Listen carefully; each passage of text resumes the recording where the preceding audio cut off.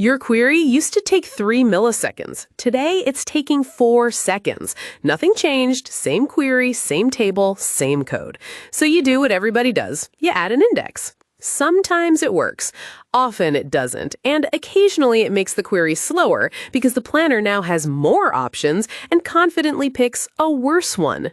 Here's the thing that actually works. Slow isn't a diagnosis, it's a symptom. And Postgres is unusually generous about telling you which one you have, if you look in the right place.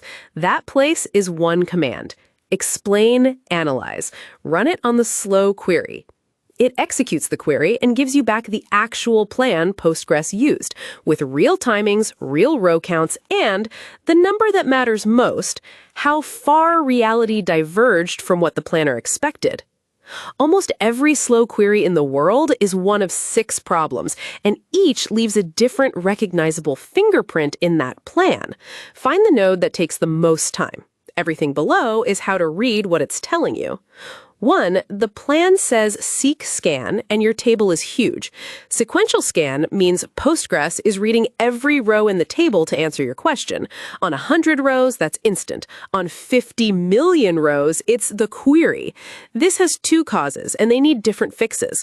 Either there's no index on the column you're filtering by, the obvious one, or there is, and the planner chose not to use it because it thinks the Seq Scan is cheaper for this query, which is sometimes correct. If you're reading half the table anyway, a full scan really is faster than jumping around through an index. But if you're filtering to 100 rows and it's still scanning 50 million, something is wrong. Usually, it's the second thing. 2, the planner's row estimate is wildly wrong. This is the fingerprint people miss, and it's the root cause of most planner disasters.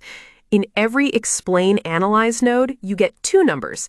How many rows the planner thought it would produce, and how many it actually did.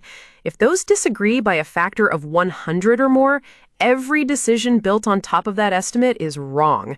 The planner picked a nested loop join because it thought there'd be 10 rows on one side. It turns out there were 10,000, and now that nested loop is doing 100 million comparisons. The cause is almost always stale statistics. Postgres decides how to run a query based on a sample of your data collected periodically by a process called autovacuum.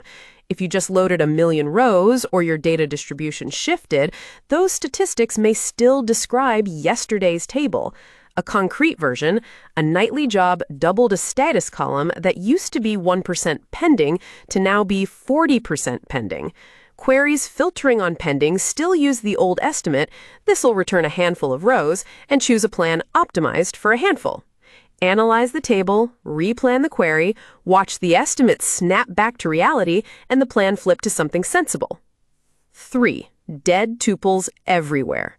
You'd think a table with 1 million live rows would be about the same size as a table with 1 million live rows.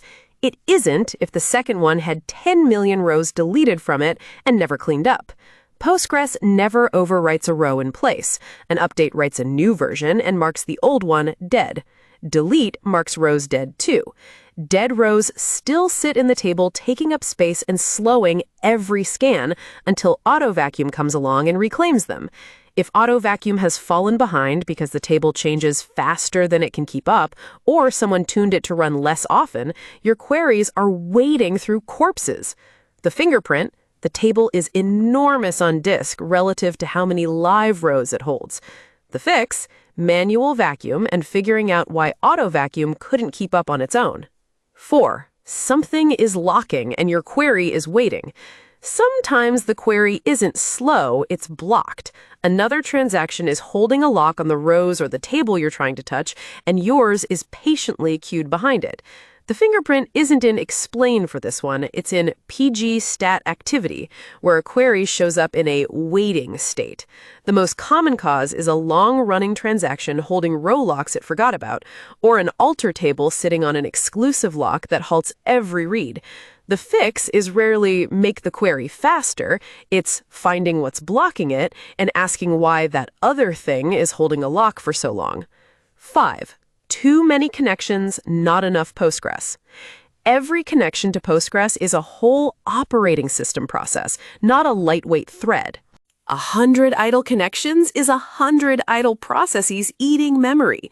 When your application scales up and opens more, individual queries slow down because Postgres is now context switching between too many processes to service any of them well.